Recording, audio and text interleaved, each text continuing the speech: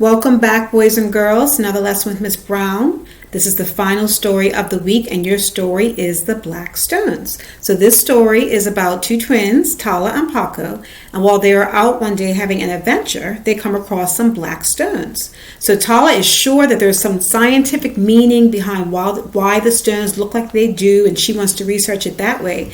But her brother Paco thinks that these are magical stones. So they get into a little bit of a disagreement, and their mother encourages them to work together to come to a compromise so that they both get what they want.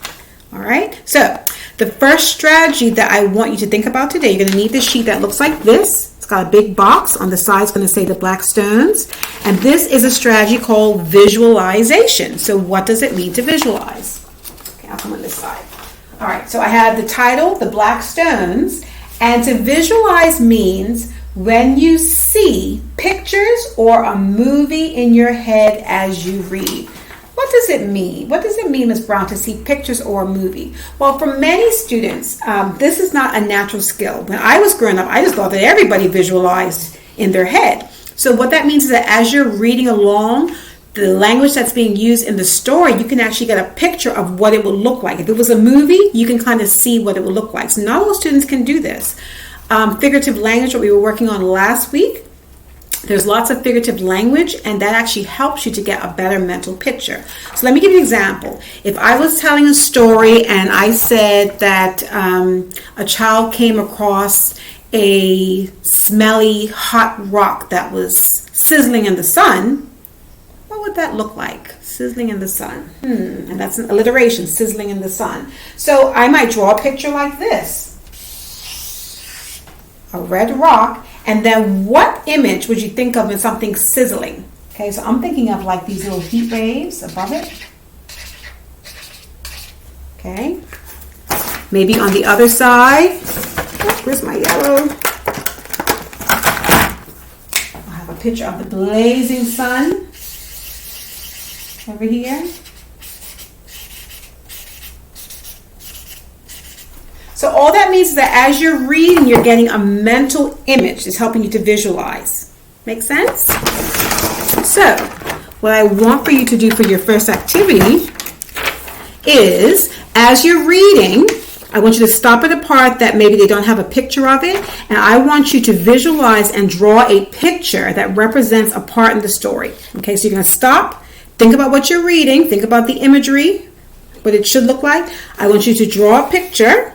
Okay, and at the bottom it says to write at least 5 sentences to explain your drawing and the scene it represents. So maybe put the page number that you found that you came up with this visualization image, so that I can go back and look to see what you read, and then write 5 sentences that explain your drawing. That's the first activity. The second activity, and I know that we've done this before, is a compare and contrast. Do you remember the Venn diagram? You have 2 circles that overlap. On one side, things are different, and then in the middle, they are the same. They're alike. So I'm going to show you an example of what that will look like. Okay, so I have 2 overlapping circles. My circles are not perfect. Don't judge.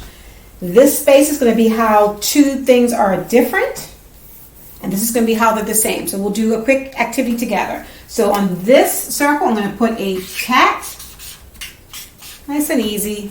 This side, a dog. So let's first of all talk about how cats and dogs are the same. How are cats and dogs are the same? Well, they both have what? They both have tails. They both have fur. And what else? They both have 4 legs. Unless they had an accident. Okay, so the middle section talks about how cats and dogs are the same. This section is going to be specific just to cats. So tell me something just about cats that's different. Okay? What can you say about cats that's different from dogs? Well, cats meow. Anything else? They climb trees. I've never seen a dog climb a tree. All right, and then we'll come on to this side. And now tell me some things that are just specific to dogs. Well, we can say that dogs bark. Anything else? that dogs do. Dogs like to catch balls. I've never seen a cat catch a ball.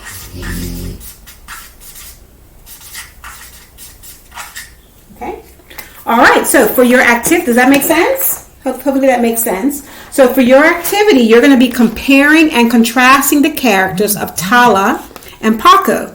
Write the two topics you're comparing on the lines below. So think about something that you want to compare. You're going to write that topic. Write the details and tell how the topics are different in the outer circles. Write details that tell how the topics are alike where the circle overlaps. Use the lines below if you need additional space. So you're going to be thinking about the twins, Tala and Paco, and you're going to write two topics that you're going to compare. So two things about them that you want to compare and contrast. So maybe it might be their attitude, the way that they think, the way that they speak. Okay, so think about some things that you can write about, what their interests are, etc. And the last activity, there are some terms, looks like this. There are some terms from the Black Stones. This is going to be an activity on alphabetical order. So you remember what alphabetical order means? ABC order. So that means when you take words and you put them in the order of what comes first according to the alphabet. So all the A letters will go first, then all the B letters will go first, all the C letters, etc. This is an important skill, especially when you're learning about the dictionary and thesaurus. You need to know where to find words and quickly. So do you know what you do when you have a word that has, or two words that have the same first letter? You go to the second letter. So I'll give you an example. Okay, so I'm going to give you some words, okay? So I'm going to give you some easy words. Dog, goat,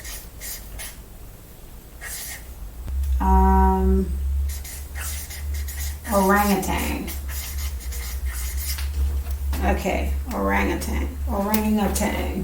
Oops, A. Okay, I think I spelled it right. Okay, so dog, goat, orangutan. So this one is a really easy sort. So you're going to think about the way that the alphabet goes, A, B, C, D, all the way to Z. And we just look at the very first letters. D, G, O. And then we have to decide which one comes first in the alphabet. So A, B, C, D. Okay, so this will be first. E, F, G. This will be second. H, I, J, K, L, M, N, O, P.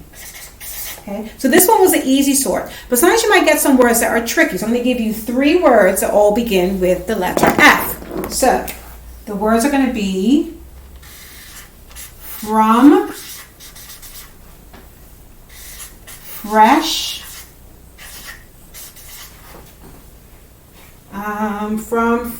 and frail. So now it's a little bit tricky. From, fresh, and frail. Why is it tricky?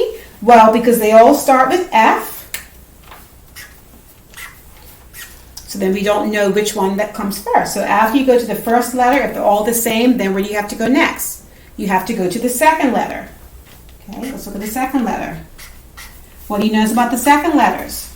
It's all the same second letters, R. So do we know which one comes first yet? Nope, so now we have to go to the third letter. Okay, so now it's a little bit different. So if we look at our third letters, we have an O, an E, and an A. So now it's easier. So which word will come first out of these words? From, fresh, and frail. Well, the A comes first in the alphabet. So first, A, B, C, D, E. Second, F, G, H, I, J, K, L, M, N, O, P. Third. So all you have to do for that last activity is to look at these terms from the story, from the text, and decide how to put them in alphabetical order. So it says to cut and paste. If you want to cut these out and maybe paste them on the back of this, you can, because it says to arrange them on your desk, but we don't really have that space. So I would say to cut them all out, put them in alphabetical order, you can paste them on the back of this sheet. And then when you bring all your work to me, I can see what you did. Okay, so very straightforward. I hope it makes sense.